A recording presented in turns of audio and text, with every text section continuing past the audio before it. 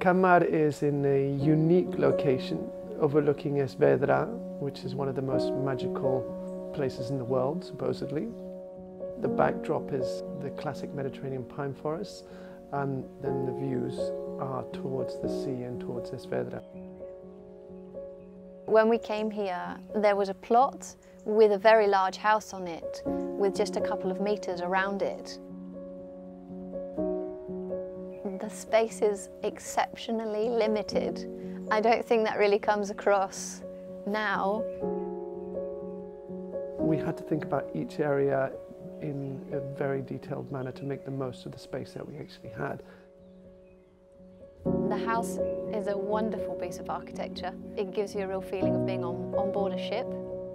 We are in an urban plot. On the right-hand side of the house, we had a building that we wanted to kind of mask, and we did that through the use of trees and shrubs and kind of organic matter to kind of mask it all into the actual forest. And you don't really read that you have neighbours to the left and to the right. I think we push the envelope of what is outdoor and indoor living so that the house and the garden feel like the same thing. We were able to blend the landscape architecture with the architecture of the house in a seamless manner, giving that feeling of privacy and coziness and opening views out at the right points.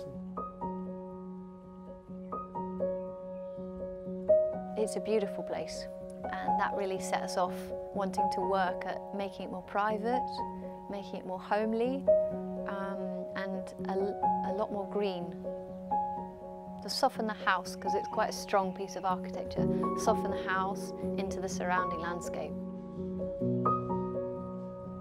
The location's magical. It really has a unique feel to it. It's got that deep silence to it. You wouldn't really realise that you're actually in an urbanisation. It feels like you're within a forest, overlooking the sea. It's worked out exceptionally well, this project. It's something that we can be proud of.